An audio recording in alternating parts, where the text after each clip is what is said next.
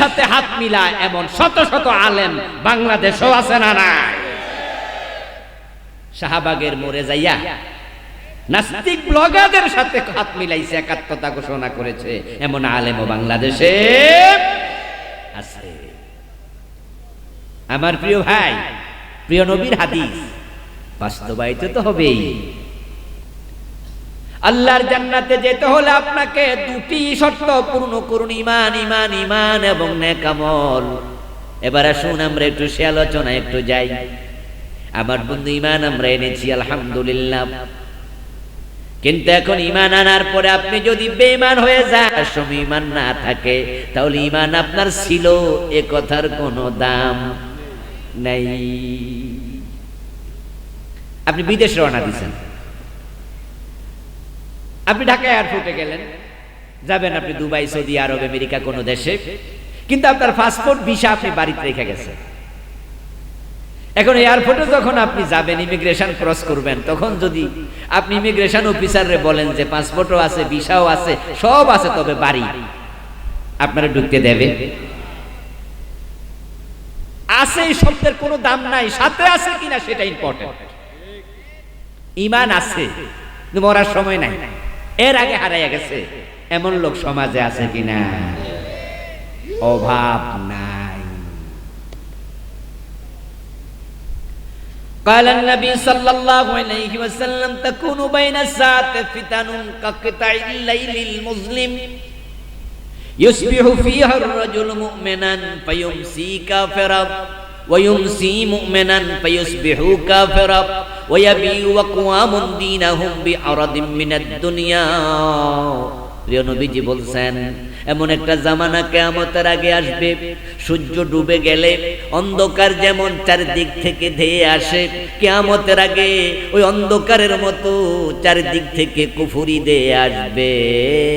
মানুষগুলো সকাল বেলায় মুমিন থাকবে, সন্ধ্যা বেলায় কাফের হয়ে যাবে। সকাল বেলায় মুমিন থাকবে, সন্ধ্যা বেলায় কাফের হয়ে যাবে।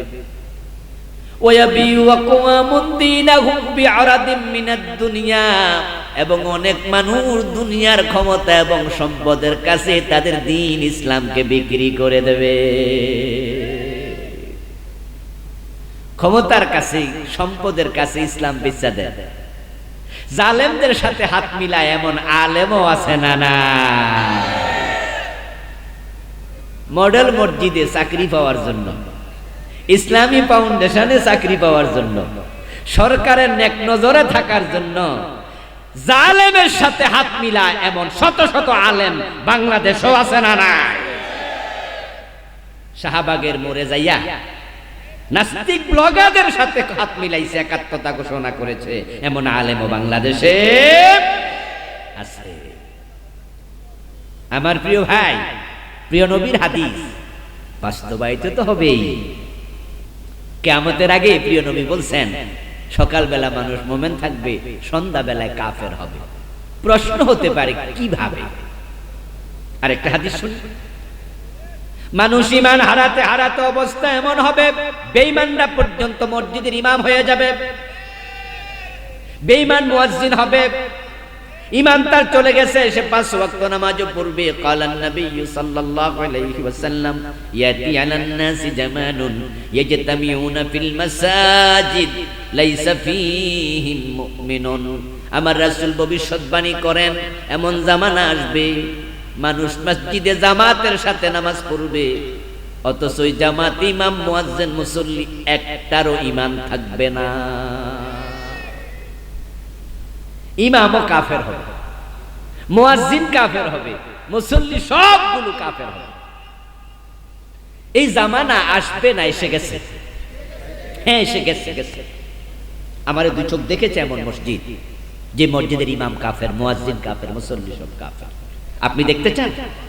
আপনিও চলে যান ঢাকার বকশী বাজারে, ঢাকা আলিয়া মাদ্রাসার পাশে দেখবেন কাদিয়ানীদের মসজিদ, যেখানে ইমামও কাদিয়ানী, মুয়াজ্জিনও কাদিয়ানী, মুসল্লিও কাদিয়ানী, নামাজ পড়ে 5 ওয়াক্ত।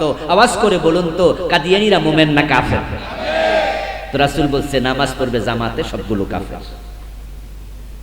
গোলাম আহমদ কাদিয়ানের জন্ম 1835 সালে। আজ থেকে 200 বছর আগে। অথচ রাসূল হাদিস বলছেন 1400 বছর আগে। এই কাদিয়ানি জন্ম না হইলে বাংলাদেশে এই হাদিসটার বাস্তবায়ন আমরা হয়তো দেখতাম না। আমার প্রিয় ভাইরা, وقال النبي صلى الله عليه وسلم يأتي على الناس زمان الصابر منهم على دينه كالقابض على الجمر।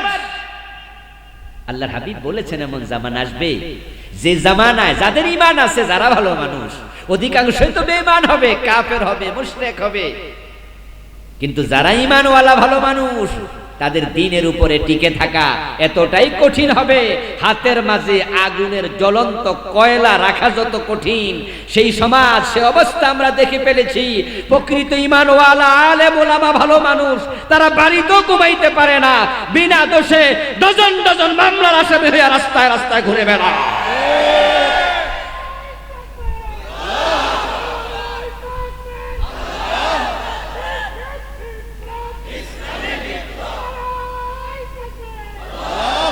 আমার প্রিয় ভাই, আপনি বলবেন যে হুজুর ঈমান রাখা হাতে আগুনের কয়লা রাখার মতো কঠিন হবে। এই হাদিস ঠিক আছে, কিন্তু কই আমি তো টের পাই না, আমিও তো ঈমানদার। আমি তখন বলবো, দোস্ত তুমি হক কথা কইয়া দেখছো? তুমি তো বোবা শয়তান হইয়া বসে আছো। হক কথা বইলা দেখো, তোমার বিরুদ্ধে মামলা শুরু হয়ে যাবে।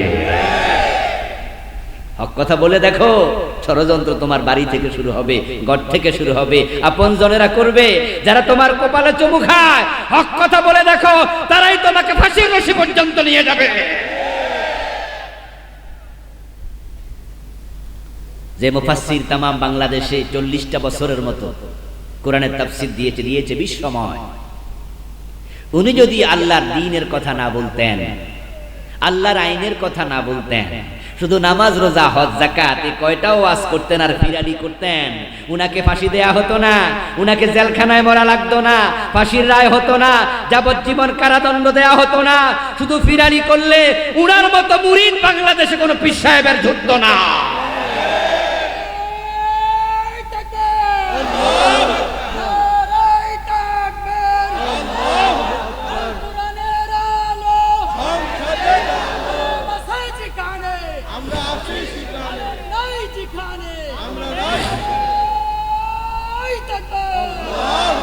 আমার ভাইয়েরা, আল হক মুরুন ওয়ালাউ কানা দুররা, কুলিল হক ওয়া ইন কুনতা ফারদা। আরবি প্রবাদ, সত্য কথা বলবেন, সত্য কিন্তু মিষ্টি লাগে না, সত্য কি লাগে? তিতাই লাগে। আল হক মুরুন, সত্য তিতা। হক বলবেন, আপনার মা পর্যন্ত বেজার হতে পারে। হক বলবেন, আপন বাবা পর্যন্ত বেজার। তবে এরপর হক বলতে হবে, একা হলো বলে যেতে হবে। কাক পাখি রাস্তার পাশে যে বড় বড় গাছ আছে, গাছের মগ ঢালে উড়ে বেড়ায়, এ ডাল থেকে ও ঢালে চলে যায়। কাক পাখিকে ধরে কেউ কোনোদিন খাঁচায় বন্দি করেনি, কিন্তু ময়না পাখি পাইলে খাঁচায় বন্দি করে। ময়নারে জিজ্ঞাসা করছে কাকে, কিরে ময়না, তোকে খাঁচায় বেঁধে রাখে, অথচ আমি তো স্বাধীন। ময়না জবাব দেয়, কারণ আমি কথা বলি, তুই তো কথা জানোস না। তো সমাজে যারা সবার সাথে মিলেমিশে চলে, অন্যায়ের বিরুদ্ধে প্রতিবাদ করে না, বোবা শয়তান হয়ে বসে আছে, ওদের হালুয়া রুটির অভাব হয় না, হাদিয়া খাইতে খাইতে পেট বড় হয়ে যায়, ফুলের মালা গদ্দাল মোটা হয়ে যায়। হক কথা যারা বলে তাদেরকে কবরের নিচে পাঠিয়ে দেয় অথবা জেলে বন্দি করে রাখে। আমার প্রিয় ভাই, আস-সাকিতু আনিল হাক্কি শায়তানুন আখরাস, যারা হক কথা বলবে না তারা বোবা শয়তান হয়ে যাবে। এবার বলুন তো, শয়তান মুমিন না কাফের? তো যারা বোবা শয়তান হয় তারা মুমিন থাকে কেমনে? এখন আপনার যদি ঈমানই না থাকে, তাহলে আপনার হাতে আগুনের কয়লা রাখার মতো কষ্ট লাগবো কেমনে? আপনার তো ঈমান নাই, আর যেটা আছে এটা শুধু কাগজে কলমে, বাস্তবে নাই।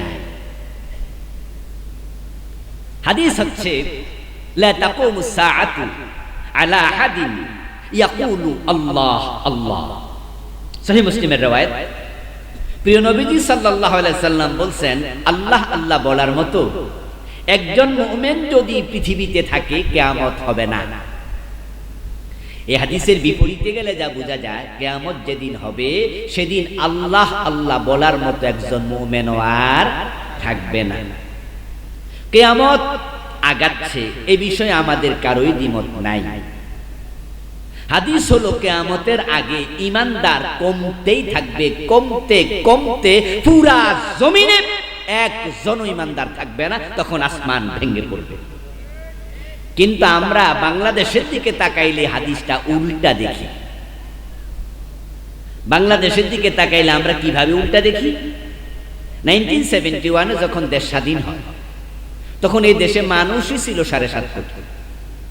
তার মাঝে 50 লাখ যদি আপনি হিন্দু বৌদ্ধ খ্রিস্টান বাদ দেন, 7 কোটি ছিল মুসলমান। এখন 2024 মানুষ হয়ে গেছে 18 থেকে 20 কোটি। 3 কোটি বাদ দেন, 15 কোটি মুসলমান। তো মুসলমান ছিল 7 কোটি, হইছে 15 কোটি। তো মুসলমান কি কমছে না বাড়ছে? তা হাদিসে পাওয়া যায় মুসলমান কমবো, তো বাংলাদেশে উল্টা। আচ্ছা এবার বলুন তো, আজ থেকে 10 বছর পরে বাংলাদেশের মানুষ কি 18 কোটি থাকবে না আরো বাড়বে? এ ভাইরা কথা বলেন না কেন? কমবে না বাড়বে? তো মুসলমান এইভাবে বাড়লে কিয়ামত হওয়ার তো কোনো সম্ভাবনাই দেখতেছি না। কি কিয়ামত কি হবে না? হবে না? হবে। তো হলে মুসলমান বাড়ছে কথা কইল কে? আমার বন্ধুগুলো সব কাজী গরুর মতো। কাজীর গরু কিতাবে আছে, গোয়ালে নাই। মুসলমানদের অবস্থা ঠিক তাই। ও প্রিয় ভাই আমার, এই যে আমার হাতে কাগজ আছে, এখানে যদি আমি বাংলায় লিখি কোয়াকার পা নরসিকান্নি, উচ্চারণ কি হবে? এতগুলো মানুষ জবাব দিচ্ছে না কেন বুঝলাম না। উচ্চারণ কি হবে? কাগজটা কি ভিজবে?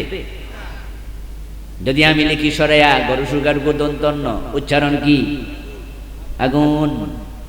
কাগজটা পুড়বে, কারণ লিখা আছে, বাস্তবে নাই। আসল পানি হলে ভিজে যেত, আসল আগুন হলে পুড়ে যেত, কিন্তু কাগজে লিখেছি বাস্তবে আগুন নাই, বাস্তবে পানি নাই, তাই ভিজেও নাই পড়েও নাই। 90% মুসলমান বাংলাদেশে বলে আছে, কিতাবে কাগজে আছে, ভোটার লিস্টিতে আছে। বাস্তবে 51% যদি মুসলমান থাকতো, অনেক আগে কোরআন দিয়া বাংলাদেশ চলার কথা ছিল।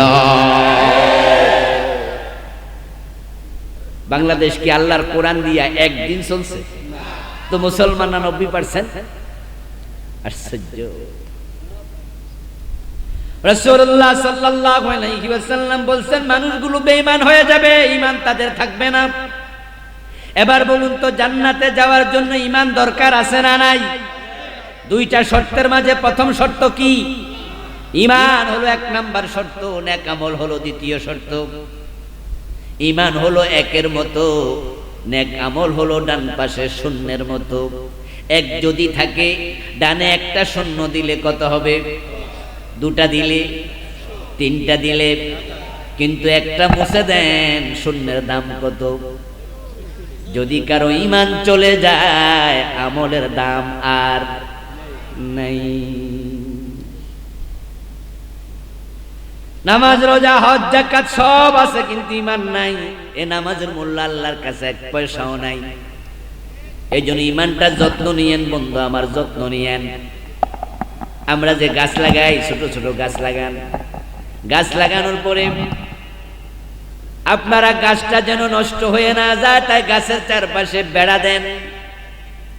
শিম গাছের সিমের দানা যখন মহিলারা বাড়িতে লাগায়, তখন দেখবেন 2-4 দিন 7 দিন পরে আস্তে আস্তে করে শিমের গাছ বের হয়।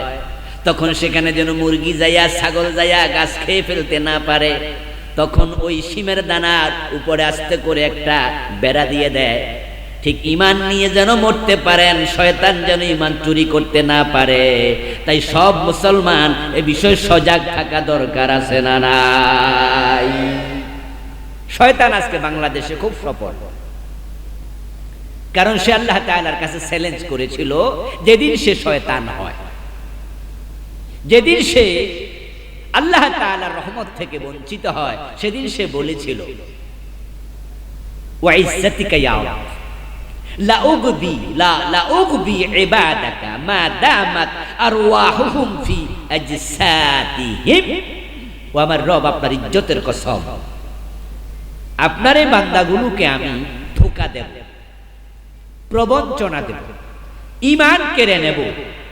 যতদিন পর্যন্ত তাদের দেহে প্রাণ থাকবে আমি আমার চেষ্টা চালাবো। কোরআনে আসছে তার এই বক্তব্যটাই, ফাবিমা গাওয়াইতানি লাআকুদান্না লাহুম ফি সিরাতাকাল মুস্তাকিম সুম্মা লাআতিয়ান্নাহুম মিন বাইনি আইদিহিম ওয়া মিন খালফিহিম ওয়া আন আইমানিহিম ওয়া আন শামাইলিহিম ওয়া লা তাজিদু আকসারাহুম শাকিরিন। আল্লাহ তারা জান্নাতের পথে আগাবে, তাদের কারণে আদমের কারণে আমি লাঞ্ছিত হয়েছি, জান্নাত থেকে বঞ্চিত হয়েছি। আমি দেখে নেব তোমার বান্দা জান্নাতে কেমনে যায়। রওনা দেবে সিরাতুল মুস্তাকিম ধরে, আমি সামনে দিয়ে অ্যাটাক করব, পিছন থেকে টেনে ধরবো, ডান হাতে চাপ চেপে ধরবো, বাম হাতে চেপে ধরবো, চারদিক থেকে আক্রমণ করতে করতে ওয়ালা তাজিদু আকসারাহুম শাকিরিন। অধিকাংশকে আপনি শুকরওয়ালা পাবেন না। শুকরের বিপরীত হলো কুফর। শয়তান বলেছে আমি তাদের অধিকাংশকে কাফের বানিয়ে ছাড়ব। আল্লাহ তাআলা পবিত্র কোরআনে এই আলোচনা করে আমাদের শোনালেন, প্রিয় নবী হাদিসের মাধ্যমে শোনালেন। শুনাইয়া তিনি আমাদের বুঝাচ্ছেন ওই শয়তান কিন্তু চ্যালেঞ্জ ঘোষণা করে বসে নাই, সে তার কাজ চালাচ্ছে। ঈমান নিয়ে মরতে চাইলে তোমাদেরকে সাবধান হওয়া দরকার আছে না নাই?